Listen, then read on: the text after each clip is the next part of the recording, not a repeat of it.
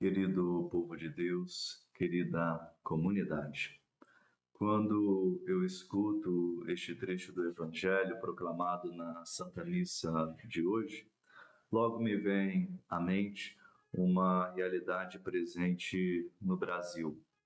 O crescente número de pessoas que vive a sua fé longe da religião. Isso não é uma percepção apenas, mas algo apontado pelos dados estatísticos disponíveis sobre a religiosidade do nosso povo.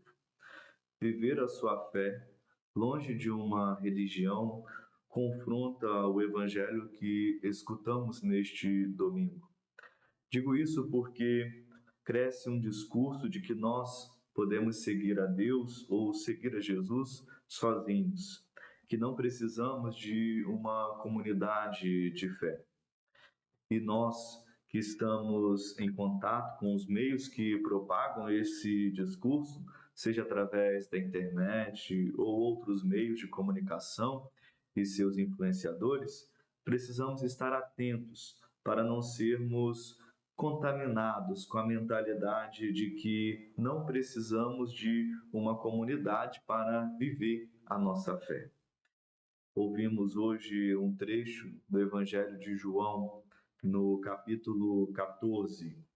No versículo 6, após Tomé questionar Jesus o fato de não saberem para onde ele ia, portanto, não saberem qual caminho deveriam percorrer, Jesus lhe diz: Eu sou o caminho, a verdade e a vida. Ninguém vai ao Pai senão por mim. Estas palavras do Evangelho, tão conhecidas, nos mostram a centralidade de Jesus no caminho daqueles que querem chegar a Deus. Ou seja, quem quer buscar a Deus deve ter Jesus no centro de suas vidas. Eu colocaria essa como uma primeira mensagem da liturgia da palavra de hoje. Algo importante para compreendermos a mensagem geral desse domingo. Se queremos ir em direção ao Pai, Jesus é o caminho que nos leva a Ele. Portanto, Jesus deve estar no centro de nossas vidas. Diante disso, talvez você possa dizer: ora, se basta que Jesus esteja no centro da minha vida para que eu chegue ao Pai, então eu não preciso de uma comunidade. Talvez esse seria um pensamento lógico se isolássemos um trecho da palavra de Deus sem considerar o contexto da palavra. Uma vez que, se você pensa que pode chegar a Jesus sozinho, sem pertença comunitária, eu te convido a olhar para a segunda leitura desta Santa Missa, onde ouvimos o capítulo 2 da primeira carta de São Pedro. Nos fala sobre um edifício construído com várias pedras. Mas como no costume daquela época, havia a chamada pedra angular. Naquele tempo, os edifícios romanos eram construídos amontoando as pedras, uma sobre a outra, de forma organizada. As construções não eram como nos tempos atuais, onde nós temos ferragem, concreto, tijolo e tudo mais. Eram pedras que eram amontoadas umas sobre as outras, e assim as construções eram feitas, mas através de uma engenharia para que elas não caíssem, é claro. E a organização das pedras era necessária para que a estrutura permanecesse de pé. Essa era a forma de engenharia daquela época. Nesta organização existia a chamada pedra angular, uma rocha resistente, colocada em um local calculado, planejado, para que as forças das demais sobre ela, sobre a pedra angular, unida à resistência que essa pedra tinha, pudesse travar e segurar todo o edifício e mantê-lo de pé. Portanto, A pedra angular era essencial para que aquelas construções permanecessem de pé. Era necessário que a pedra angular fosse forte e que estivesse no local e no ângulo correto. Mas também era necessário que as demais pedras estivessem encaixadas da forma correta, onde o peso de uma pedra sobre a outra, com o encaixe correto da pedra angular, mantinha o edifício de pé. Cada pedra no seu lugar. Se as pedras não fossem colocadas de forma alinhada no local correto, isso enfraqueceria aquele edifício e ele arriscava cair. Dito isso, a carta de São Pedro nos diz que no edifício espiritual, Jesus é essa pedra angular e nós somos as demais pedras vivas que formam esse edifício. Sem a presença de Jesus no centro desse edifício, ele cairia. Aqui nós reafirmamos o que foi falado no Evangelho. Na vida daquele que quer ir em direção ao Pai, Jesus precisa estar no centro. É fundamental a presença de Jesus. Mas essa leitura vai além.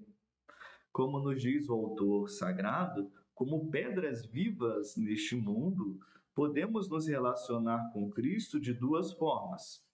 De forma destrutiva, podemos colocar assim, quando não acolhemos a sua palavra e, portanto, o rejeitamos como pedra angular e, portanto, não o colocamos no centro de nossas vidas. Temos nele, se nós agirmos desta forma, uma pedra de tropeço, assim nos diz a leitura. Se não nos agregarmos ao edifício espiritual, onde Cristo é a pedra angular, a sua palavra, a palavra de Cristo, o Evangelho, será para nós uma pedra de tropeço.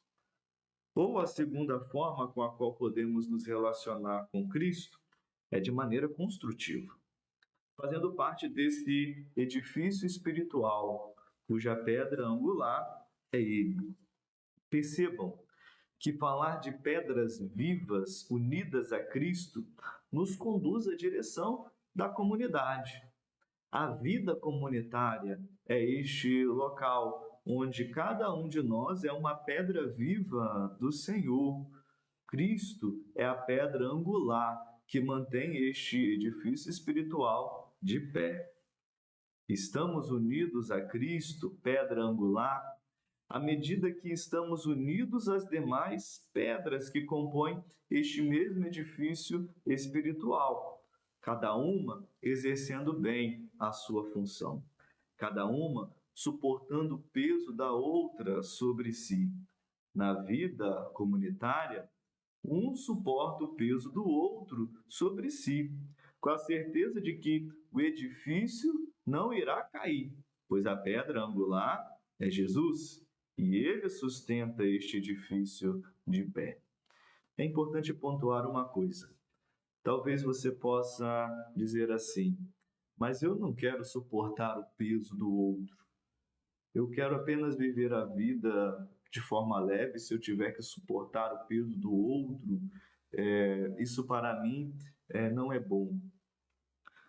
Pois esse é o discurso do Evangelho. Essa é a dinâmica da palavra de Deus. Porque em nossa vida de fé, nós vamos vivendo o amor à medida em que um ajuda o outro, um suporta o peso do outro, quando o outro acaba se tornando um peso pelas diversas circunstâncias da vida. Assim, nós vamos vivendo a dinâmica da vida de fé, até porque o próprio Jesus suportou o peso de toda a humanidade na cruz. Agora, certamente um pensamento individualista, um pensamento egoísta, que é um pensamento que nós ouvimos no mundo em que nós vivemos, vai dizer não, você não deve suportar o peso de ninguém, você apenas deve viver a sua vida e não suportar o peso de ninguém. Essa dinâmica é uma dinâmica completamente contrária, certamente, à vida comunitária, à vida pautada no amor e no serviço aos demais. Agora, existirão momentos em que nós iremos suportar um pouco do peso da vida do outro. porque essa é a dinâmica deste grande edifício espiritual que é a igreja e que se manifesta através de nossa comunidade de fé. Na primeira leitura de hoje, nós ouvimos um exemplo de como acontece a vida comunitária.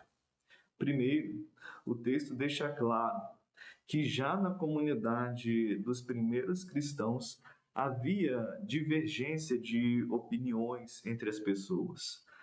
O primeiro versículo da leitura de hoje nos diz que os fiéis de origem grega começaram a se queixar dos fiéis de origem hebraica. A segunda coisa que nos chama a atenção é como eles resolveram essa divergência. Os 12 apóstolos, que lideravam aquele povo, reuniram todos e, auxiliados pelo Espírito Santo, propuseram a criação de um novo ministério, ou seja, resolveriam a divergência entre eles por meio do serviço.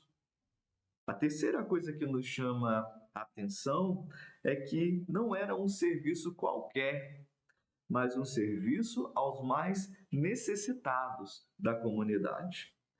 Queridos irmãos e irmãs, a liturgia hoje nos deixa muito claro que quando temos consciência da nossa fé, não há outro caminho para nos encontrarmos com Cristo e estarmos ancorados na pedra angular, a não ser na vida comunitária. É fácil a vida comunitária? Certamente não. Nós sempre concordamos com tudo que envolve a comunidade da qual fazemos parte? Não. As pessoas que fazem parte da mesma comunidade de fé que nós são perfeitas e sem erros? Não são. A grande questão é que nós sempre reafirmamos isso, e é fácil reafirmar isso. Dizer que ninguém é perfeito é muito fácil. Porém, nem sempre nós colocamos isso na prática. Quantas vezes nós já tentamos impor aos demais membros, irmãos de nossa comunidade, a nossa forma de pensar? Quantas vezes nós já fizemos algum tipo de comentário sobre outra pessoa? Às vezes, aquele comentário que parece despretensioso, que não vai dar em nada, mas que no fundo só quer evidenciar a fraqueza de um irmão. Com isso, a liturgia da palavra deste domingo tem muito a nos ensinar.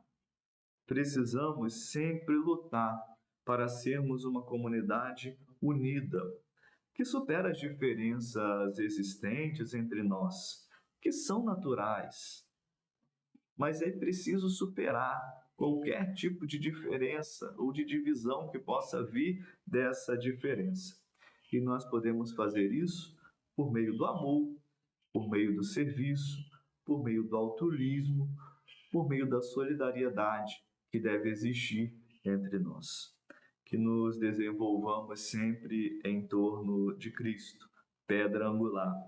E lembremos sempre que fazer parte de uma comunidade é estar como uma pedra viva neste edifício espiritual, cuja base é o próprio Cristo.